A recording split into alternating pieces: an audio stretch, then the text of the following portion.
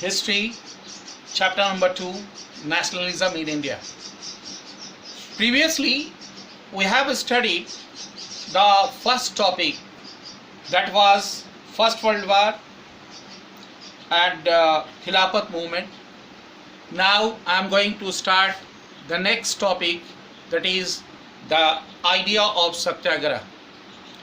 The idea of Satyagraha of Mahatma Gandhi was the emergence of Gandhiji with idea of Satyagraha and non-violence. 3 experiments by Gandhiji with Satyagraha, that is in 1960, Champaran, Bihar against oppressed plantation system. 1917, Kheda, Gujarat, demanding relaxation in revenue collection. And 1918, Ahmedabad, Gujarat, in support of the cotton mill workers. The idea of Satyagraha, passive resistance of holding on truth. In January 1915, Mahatma Gandhi came back to India from South Africa.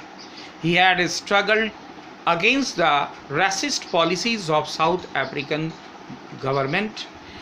The way to fight with South African government that he had acquired was given the name of Satyagraha. जैसा कि हम लोग इस topic में देखते हैं, सत्याग्रह क्या था और किस तरह से गांधी जी ने सत्याग्रह आंदोलन की शुरुआत दक्षिण अफ्रीका में की और वहाँ सबसे पहले इस आंदोलन को सफलतापूर्वक वहाँ हासिल किया, विजय हासिल हुए और इस तरह से वहाँ ये सत्याग्रह आंदोलन को समाप्त करने के बाद जनवरी 1915 में महात्मा गांधी दक्षिण अफ्रीका से स्वदेश वापस आए। दक्षिण अफ्रीका में वहाँ के गोरे सरकार के खिलाफ, रंग भेद की नीति के खिलाफ, दक्षिण अफ्रीकन सरकार के विरुद्ध एक विशाल आंदोलन खड़ा किया था और एक बड़ी आंदोलन की शुरुआत की थी। जिस तरह से दक्षिण गवर्नमेंट ने, सरकार ने, वहाँ की गोरी सरकार ने दक्षिण अफ्रीका के काले लोग और भारतीय लोगों पर रंग भेद नीति अपनाकर उन्हें कुचल रही थी, उन्हें शोषण कर रही थी, उसके खिलाफ गांधी जी ने एक अद्भुत प्रयोग किया और एक उनके अमानवीय कार्य के विरुद्ध, शोषण के खिलाफ उन्होंने सत्याग्रह मूवमेंट या सत्याग्रह आंदोलन को छेड़ा। ये सत्याग्रह आंदोलन जो था वो पूरी तन्मयता के साथ सारे दक्षिण अफ्रीका के लोग तथा वहाँ के जो भारतीय लोग थे, गांधी जी के नेतृत्व में सफलतापूर्वक आंदोलन किया, संग्राम किया और उन्हें जीत मिली और इस तरह से इस आंदोलन का नाम सत्याग्रह आंदोलन पड़ा।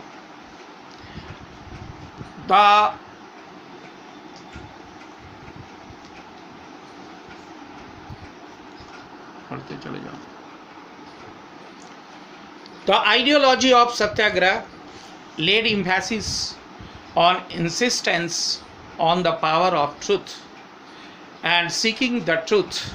It meant that if your objective is right and true, then you do not need physical power to fight injustice or stand against your oppression.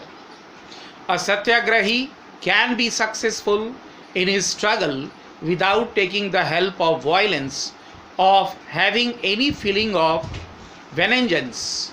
For this one has to hit at the oppressor's conscience. Gandhiji viewed that the religion of truth and non-violence can bind together all the Indians in the thread of unity. तो ये सत्याग्रह विचारधारा के अंतर्गत ये जो विचारधारा था सत्याग्रह, इसमें सच्चाई पर जोर दिया गया था। इसमें कहा गया था गांधी जी के मतानुसार, अगर आपका उद्देश्य बिल्कुल सच हो, न्यायपूर्ण हो, तो उसमें कोई भी शारीरिक शक्ति की ज़रूरत नहीं होती है या शारीरिक दबाव की ज़रूरत नहीं होती है। अगर आपका ऑब्जेक्टिव राइट होता हो और वो सत्य होता हो, तो यहाँ पर किसी भी तरह की शारीरिक शक्ति दबाने के लिए लगाने की ज़रूरत नहीं होती है, क्योंकि जो अन्याय है उसको दबाने के लिए शारीरिक शक्ति की नहीं बल्कि सच्चाई का रास्ता अपनाना होगा। जो ऑपरेशर हैं, जो दबाने वाले हैं, जो शोषण करने वाले हैं, उनको अपना उद्देश्य सच्चाई के साथ अगर हम व्यक्त करें और सच्चाई के साथ हम अपनी बात को कहें तो जीत अवश्य ही मिलती है। और कहा जाता है कि सत्याग्रही जो है वो अपने नॉन वायलेंस के हिसाब से, यानी अहिंसात्मक रीति के सहयोग रीति पर चलकर, अहिंसात्मक तरीके से चलकर संघर्ष करने के लिए उन्हें बदले की भावना नहीं लानी होगी। और जब इस तरह का विचारधारा के साथ अगर आंदोलन को तेज किया जाए तो जीत अवश्य मिलेगी। ऐसा गांधी जी का विचार था। गांधी जी का विचार था कि ट्रूथ और नॉन वायलेंस, यानी सच्चाई और अहिंसा, ये दो बड़े हथियार हैं जिसे बड़े से बड़े आंदोलन में जीत हासिल की जा सकती है। और यही ट्रूथ और वायलेंस अगर एक साथ मिल जाए तो हम भारतीयों को एकता के सूत्र में आसानी से बांधा जा सकता है। After coming back to India, Gandhi ji started this satyagraha movement at many places. In 1916, he toured the district of Champaran in Bihar and inspired the district of inspired the farmers to struggle against the oppressive system of the plantation there.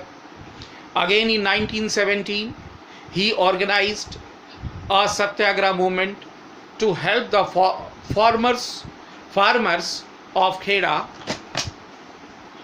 district in Gujarat. The farmers in Khera were not in a condition to pay land revenue because of the epidemic of plague. They wanted some concession in tax relaxation.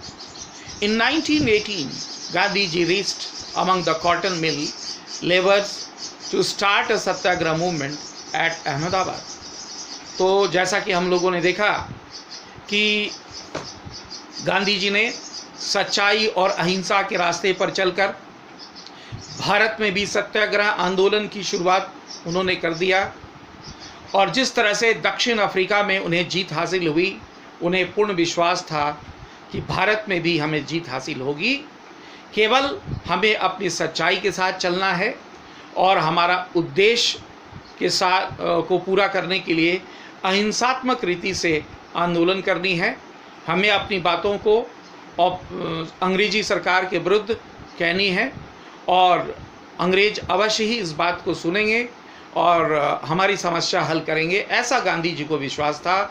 और इन्हीं सिद्धांतों पर चलते हुए सबसे पहले गांधी जी जब स्वदेश वापस आए दक्षिण अफ्रीका से, तो उन्होंने भारत का भ्रमण करना शुरू किया।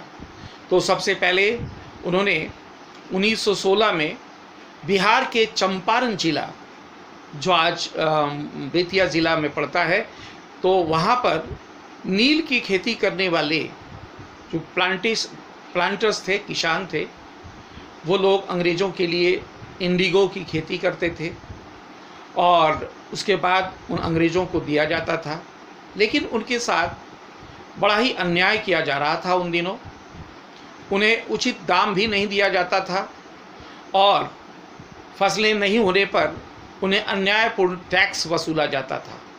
इस तरह से वहाँ के नील्हे गोरों के खिलाफ वो बड़ा आक्रोशित थे, लेकिन वो बड़ा लाचार थे। वो अपनी बात तो कहते थक गए, लेकिन अंग्रेज बिल्कुल नहीं सुन रहे थे। वो पूरी तरह से वो पीड़ित थे। तो गांधी जी को जब पता चला तो इस समस्या का समाधान के लिए सबसे पहले उन्होंने बिहार के चंपारण जिले का भ्रमण किया और वहाँ के किसानों को हालत समझी, उनकी बातों को सुना और उनकी समस्याओं को लेकर उन्होंने सत्याग्रह आंदोलन की प्रथम चरण सबसे पहला वहाँ से स्टार्ट कर दिया। अंग्रेज़ों के खिलाफ सारे किसानों की बातों को रखा और वहाँ पर अंग्रेज़ों ने उनकी बातों को समझा और उनकी समस्याओं को दूर किया।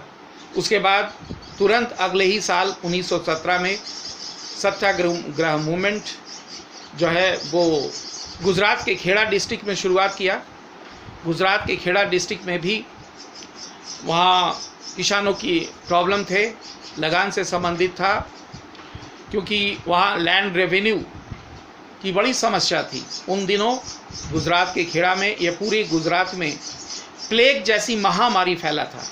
जैसे अभी ये कोरोना महामारी फैला है, जो इस तरह से उसी तरह से वहाँ गुजरात में भी एक महामारी फैली थी उन दिनों, जो प्लेग बीमारी की महामारी थी और ये भी उसमें बहुत सारे लोग मारे गए थे। ऐसे में जो किसानों के जो खेत खलियान थे वो चौपट हो गए थे, फसलें चौपट हो गई थी और अनाज नहीं होने की वजह से वो लगान देने में सक्षम नहीं थे। और इसी बात को लेकर वहाँ अंग्रेज़ों के साथ बड़ा ही लोग आक्रोशित थे। गांधी जी ने वहाँ भी जाकर उनकी समस्याओं को सुना और अंग्रेज़ों के सामने उनकी बातों को रखा और वहाँ भी टैक्स में रिलैक्सेशन करवाया। उसके बाद गांधी जी ने अगले साल 1918 में कॉटन मिल वर्कर्स की समस्याओं को सुनने के लिए अहमदाबाद गए। अहमदाबाद में भी वहाँ मिल मालिकों की और मज़दूरों के बीच मज़दूरी को लेकर कुछ बातें थीं जो मज़दूर बिल्कुल मान नहीं रहे थे और मालिक भी नहीं मान रहे थे। दोनों के बीच समस्याएं बढ़ती जा रही थी और वहाँ भी गांधी जी ने इस सत्याग्रह मूवमेंट के ज़रिए इन मिल मालिक और मज़दूरों की समस्याओं को समाधान किया।